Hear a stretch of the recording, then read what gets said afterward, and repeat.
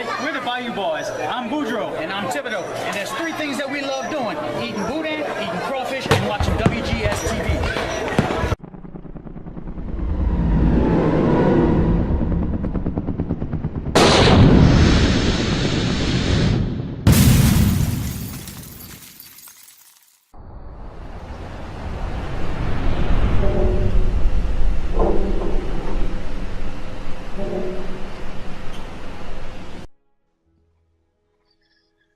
Hello everyone, welcome to another installment of WGS-TV right here on YouTube.com/WrestleGamer and ZFX-TV. I'm the WrestleGamer, W. Billy Boudreaux, and this is going to be the review for WWE's Battleground pay-per-view. I do apologize for it being just a couple of days late, guys and gals, but we're definitely going to have quite a bit to say. You know, we're going to get the Battleground review underway first, and then on the follow-up video after this, we're going to have the review of Monday Night Raw, and I still plan on doing the discussion about John Cena and Brock Lesnar, guys. So please hang on for that. You know, we're going to try to secure time to do it, and it's been very busy where I live, so that's all. The only real excuse I can give you guys. It's been real busy over here. But let's go ahead and start talking about the Battleground pay-per-view. But before we do that, let me introduce a couple of people who will be talking about it with me here on this particular installment of WGS-TV. First off, he's our resident music mogul over on YouTube.com/Lance Moss TV. He is the incomparable Lance Moss. Lance, how you doing? I'm doing pretty good. Let's have some fun. Ladies and gentlemen, from YouTube.com/KillerXKenny, he is the man from South Park, simply known as Cartman. Cartman, what's up? Nothing much. And yes, ladies and gentlemen, the Pro Wrestling Lad himself is here, Squire Alfie. Alfie, how you doing? I'm doing fantastic. How is everyone? Well, I'm going to start off with the kickoff match. Normally we would have our Divas correspondent, James, talk about the kickoff match. It was Naomi and Cameron, and honestly, did anybody really give a flippin' flying you-know-what about this match? Honestly, really? No. But the one thing I am shocked about is the fact that WWE decided to put the less talented Cameron over on the more talented Funkadactyl Naomi. I don't... Maybe WWE probably saw fit to do that, to probably put heat, to try to gain heat to Cameron, because of her current gimmick and whatnot. But looking at it on paper, it's just a move that I disagree with. But thank goodness it was on the kickoff match, because if that would have been something I would have to pay for, I definitely would have been angry. I use that time to go get food, I'll say that much. I use that match as a time to go get food. Yeah. Same here. Now, I do understand that there was another match that did take place. It was Fandango versus Adam Rose. It was probably one of those last-minute filler matches. On the preview video, somebody commented, well, you didn't do a full preview and everything. Allow me to correct you on the terminology, Mr. Because it was like YouTube name has like the best Minecraft player ever or something to that extent. He criticizes me for not doing a full preview, not including Adam Rose and Fandango. Let me clue you in about that one. That's called a last-minute filler match. Okay, the full preview comes from the full lineup that was advertised by WWE.com. The fact of the matter is that they threw in a last-minute filler match, which was Adam Rose and Fandango, doesn't discredit the fact that the preview video that's already been done for Battleground, which was done Sunday morning, was indeed a full preview. When you do a full preview of the lineup that's advertised and they change it and adding a last-minute filler match, you can't really fault someone like that. And I don't fault WWE for it because it's kind of an expected move. They advertise a full lineup and then they go ahead and add in a last-minute filler match. But anyway, let's get to the pay-per-view. We start off with the Tag Team Championship on the line, the 2 out of 3 falls match. The Usos taking on Harper and Erick Rowan. And Lance, all I gotta say is what a way to start off the pay-per-view with that tag match. That was incredible what they did with those two teams. Yeah, definitely. It's gonna be close to match of the night, if not match of the night for me. I mean, I'm not a big tag guy, and I've made this known quite a lot, but I quite enjoyed this match. Yes, the way they distributed the falls, and to no one's surprise, it went to a third fall. Yeah. The first fall, it was Luke Harper with his version of the Black Hole Slam. The second one, it was Jey Uso rolling up Harper, a quick roll-up. And then the way they finished it off, a double Samoan splash from both Usos onto Luke Harper to secure the victory for the Usos. So definitely a great match and a great way to kind of start off the festivities for WWE Battleground. Now, everyone knows we were scheduled to have Seth Rollins and Dean Ambrose. A lot of fans are saying, well, why are they having this at Battleground? Why aren't they having it like at a SummerSlam? Which SummerSlam is kind of dubbed a bigger pay-per-view because it's one of the big four. You know, Royal Rumble, SummerSlam, Survivor Series, WrestleMania. I can't believe I left WrestleMania out when I went to it this year. But the way they played this off, they had Seth Rollins cutting a promo backstage about Dean Ambrose. Ambrose starts attacking Rollins backstage. Then Triple H throws Ambrose out of the building, so the matchup technically never happens. So that's kind of the way they kind of played that right there. But let's just say right now in this point in the review that the events for Ambrose and Rollins were far from over. Following that, the Divas Championship on the line, AJ Lee and Paige. And now, Cartman, when I was looking at this match, I was definitely thinking, you know, right then, there at that night, you know, at some point during the match, whether it be before, during, or after, they were going to have Paige turn heel and just turn on AJ, whether it be during the match where she starts just going viciously heel over on AJ, or the fact that, you know, they would have her do it after the match, whether she would lost or not. They were going to turn Paige heel, but that really didn't take place. Were you surprised to see something like that did not happen, Cartman? Yeah, kind of. He said it kind of seemed expected. It's kind of the way they were playing them both off as a face, and the way they kind of had AJ as the heel beforehand. And I didn't think they'll put AJ back as the heel, especially with the fact that how, I hate to say this, but even though CM Punk's no longer with the company, how over he is with the fans, which I think is just beyond stupid. But regardless, yeah, I figured they would have. It was just a matter of time before they did turn Paige heel. But yeah, they didn't do it favorably, which kind of surprised me. But I will say this: one of the better Divas matches from the WWE. One thing we will mention here, we just had the opportunity to interview the despised icon Ashton Spears over his sudden loss in his career versus career match to Wolfman Jackson, and one of the things that he did bring up was indeed the events around CM Punk, and the fact that CM Punk actually has officially gone on record by saying that he will never return to the WWE, that he is, quote, retired from that. So fans can cheer for him for some reason, believe it or not, because they think if they try hard enough that Punk will change his mind. Up next, we had Russia versus America, Rusev versus Jack Swagger. Alfie, being an outsider looking in on this matchup, what were your thoughts on this? You know, one of the things we definitely said was apparently the only real good way to turn Swagger and Coulter face in the WWE was to have him go against foreign heels in the form of Rusev and Lana. What was your take on this match and the way it went?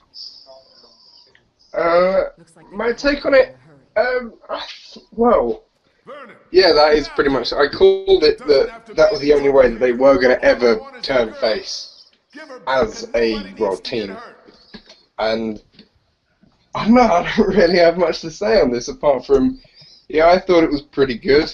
I like that they're going face and they're actually having people join in with the whole "we the people" kind of getting behind America, all that kind of stuff. I like that, and I like the way, like, what they're doing with Rusev at the moment. They're kind of taking him away from the whole squash match kind of, and making him interesting, something that they didn't do with Ryback. That was straight up squash, but they've added that something, like the whole Russia gimmick. They've dropped the Bulgaria gimmick. That was goddamn awful.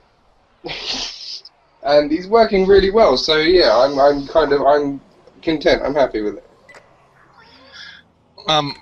Following that, Seth Rollins came out to the ring and demanded the ring announcer announce him the winner of his match against Ambrose via forfeit. And then as soon as he was leaving, out comes Dean Ambrose, and it was just like chaos all over the place. It was definitely something to see. So if they go ahead and start do a match at SummerSlam between these two, Lance, they can't have a normal match. They're going to have some sort of a stipulation in this match just for them to actually have it at SummerSlam. Most definitely. And for those who don't know, if somebody says they are banned from the building one way or another, they're getting back in the building somehow. Yeah. I've learned that after years of watching wrestling. That's one thing you can know for sure. Definitely. And well, like I said, it was very chaotic moments right there with Rollins and Ambrose. Kudos to Jamie Noble. That's all I'm going to say. Following that, we had Chris Jericho taking on Bray Wyatt. Ever since they moved Bray Wyatt on from John Cena on to Chris Jericho, his popularity just kind of sank like the Titanic.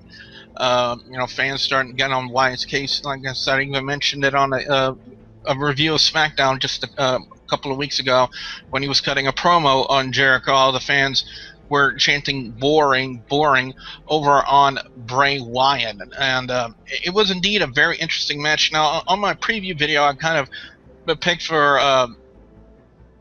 Harper and Rowan to kind of cause some sort of interference that would allow Wyatt to win, but at some point the Harper and Rowan got tossed by the referee. Jericho hits the code breaker out of nowhere, and Jericho picks up the win. And now, are they finished with the feud? Let's just say we'll talk more about what happened between Jericho and Wyatt on the Raw review, guys. So be sure you tune in for that. But following that, Alfie, probably one of my favorite match types in wrestling ever. It was one match type that I've always thoroughly enjoyed, and that was the Intercontinental Championship Battle Royal. We had a lot of names, but when we kind of saw The Miz kind of implementing his demeanor in the match in the form of just constantly going to the outside and trying to get people to forget about him, it was kind of almost inevitable as to what the outcome was going to be in that Battle Royal. Would you agree with that, Alfie? It was pretty obvious. Yeah, I agree with you on that. That what he did kind of indicated towards, oh look, he's going to win because he's doing all these different things. I completely agree. That is one of my favourite match types as well, Battle Royals. And I don't know if I really enjoyed this one too much. Like, there was no real hype about it. Like, I really didn't mind. The only thing that I was kind of worried about was that they stripped the UK's finest of the title due to injury. That was the only thing I cared about. But yeah, I thought it was okay. What was that? And that was some bad news, huh? That was some bad news. But and I so, know okay. Cartman disagreed with that decision wholeheartedly about The Miz being the new Intercontinental Champion, right, Cartman? Yeah, it's complete bullshit. Those darn part-timers. You can have some too. Yep, that's pretty much how a lot of people feel about it. Following this, guys, we had the WWE World Heavyweight Championship on the line in the Fatal 4-Way match. John Cena defending against Kane, Randy Orton, and Roman Reigns. Now, something to keep in mind with that leakage of the SummerSlam poster, and if WWE really was going to follow up with Lesnar versus Cena at SummerSlam, and don't worry, guys, we're going to talk about it on the Raw review when we get to it, then, of course, it would make sense for them to keep the title on John Cena, and that's exactly the route that WWE went. And I know a lot of fans really aren't happy with that decision, Lance, but it only makes sense. If you're going to leak out a poster of SummerSlam saying Cena versus Lesnar for the championship at SummerSlam, and it would kind of be, I don't know what the word would be, kind of like with Seth Rollins backstage running for his life from Dean Ambrose into his car, because that happened at Battleground. Yeah. it would be kind of weird if WWE put the championship on somebody else if they already leaked the poster. Mm-hmm. True. I mean, because True. match of this size, I don't really think Brock needs it, but he did beat the streak, so therefore he kind of gets it or something. I don't know. Bullshit. Thank Fucking you. part-timers. Just, I love your attitude towards it. Just, I don't care. I hate them. Ding, ding, ding, we have a winner. On that note, guys and gals, it's now time to go on our overall scores and our picks for best and worst match or segment of WWE's Battleground pay-per-view. Overall, it was a decent show. The kickoff match sucked, hands down.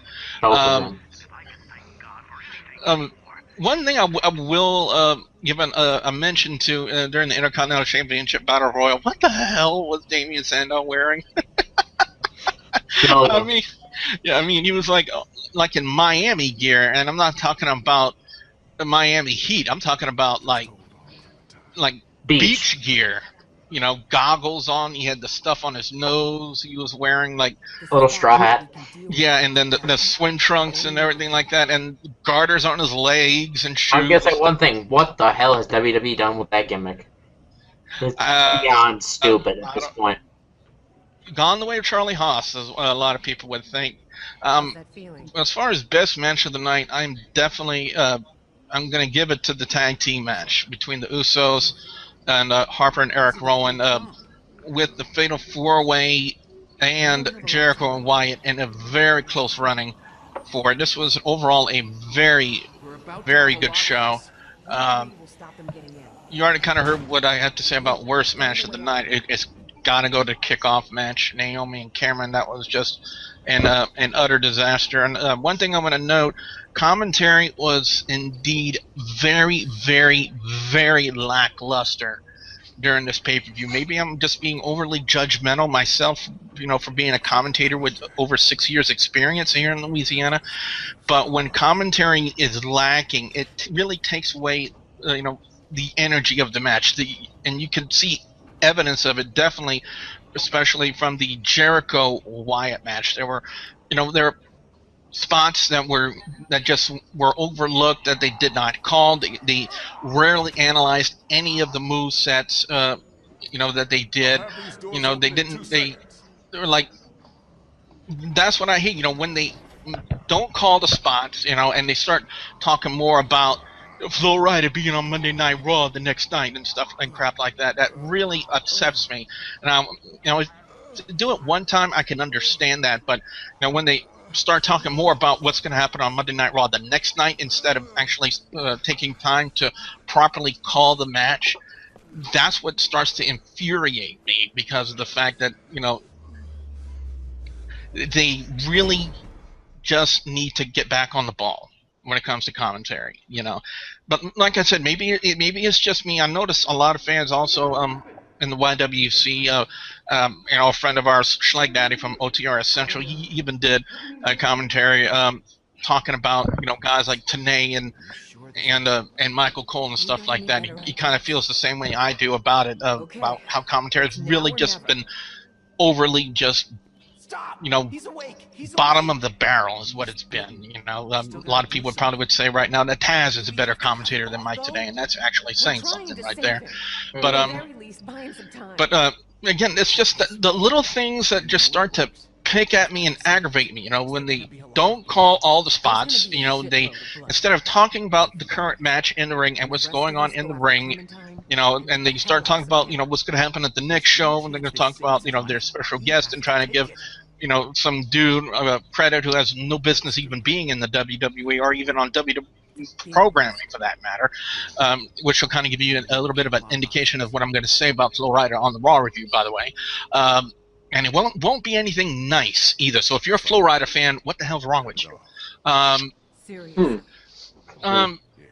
Like I said, it's just those little things that kind of pick at me and aggravate me and want me, you know, that long for the days of JR and Jerry the King Lawler, you know, the days of Tony Schiavone and Bobby the Brain Heenan and Gorilla Monsoon and Jesse the Body Ventura. hell, even Vince McMahon to come back on commentary, for God's sakes. You know, it's been really that terrible. You know, Jericho and Wyatt was, you know, great match and all, but when commentary really starts to suffer, it really takes away from the enjoyment of the match. I do apologize for ranting a little bit about that, but that was something I just wanted to get off my chest about the way commentary just really was bad on Battleground. Overall, I'm going to give the show a 3 out of 5. Lance, you're up next with your overall score and your picks for best and worst match or segment of WWE Battleground. Well, overall, I'll give it a 2. I just really wasn't into this pay-per-view except for like for 3 matches. I mean, the best match was the tag match. Best segment, all that the parts where they did with Ambrose and Rollins. Worst match, I had to give it to Fandango. And at Adam Rowe, it just no. Ding ding ding! We have a winner. Yeah. Unfortunately, I didn't get the chance to watch that, so You're lucky. Yeah. You're lucky. Very lucky. And speaking of that, ladies and gentlemen, we got Cartman coming up next with his overall score and his picks for best and worst match or segment of WWE Battleground. I'd say a 3 out of 5. I mean, I would put it higher, but just the fucking commentary brought it down, because the commentary was absolutely horrendous. Legitimately, I think you could have put a 3-year-old on the microphone and it would have done a better job. But, worst match, Fandango and Adam Rose, but because somebody just needs to put down that fucking rabbit along with Adam Rose, and whoever created that fucking gimmick. Okay, JBL. What? I can't fight truth. That whole gimmick is retarded, and whoever created it needs to be shot. That is all. Best match, I'd have to say the tag match. Tag match was actually pretty good. And actually, even the Divas match was good by WWE standards. Still can't even touch on the record, you're talking Paige and AJ Lee, not Naomi. Yes, correct. Naomi and Cameron was just typical WWE Diva match. Fucking terrible. And finally, guys, we're going to go to Alfie and get his overall score and his picks for best and worst match or segment of WWE Battleground. Alfie? Worst match has to be the Kickoff. I agree with you on that one. I thought Cartman would go for the Battle Royal as the worst match. Because of part-timers. Fucking stupid bastards. But, best match? Probably Jericho Wyatt. Like, I love Chris Jericho. I think he's fantastic, both on mic, just in the ring, everything. I think Wyatt's a great character, and those two, I thought they did well. I completely agree with you on commentary.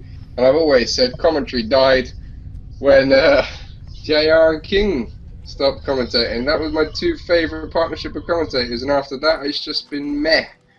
Like, occasionally JBL cracks me up a little bit, but apart from that, it was fantastic. Yeah, I agree with you with the segments with the with Rollins and Dean Ambrose. Mm-hmm. That was pretty good, and overall rating, I'll probably have to give it somewhere near a 2, 2.5. Like, it wasn't very good, if I'm honest. It wasn't fantastic. It was almost less than average. Like, I don't know, and kind of a bit empty on that. Like, I already knew the outcome of the Cena match. I prayed that they'd throw a curveball, but of course they weren't. Because of the whole leaked information deal. But apart from that, it was just meh. Like, hopefully SummerSlam will be a hell of a lot better. Well, on that note, guys and gals, what we want to know now from you guys out there, the viewers and subscribers, your thoughts on WWE Battleground this year. Definitely want to know what you guys have to say about the whole thing. Be sure you put your comments in the comment section below. Don't forget to like and favorite this video. Lance, what can fans expect to see when they come visit your channel over on youtube.com/LanceMossTV? I got album reviews, NASCAR discussion videos, cooking videos, a bunch of musical equipment reviews, and whatever else pops into my head. And if you hit subscribe, why hadn't you? Cartman is over on youtube.com/KillerXKenny. Cartman, anything coming up? Racing, iRacing stuff, but yeah, nothing much really.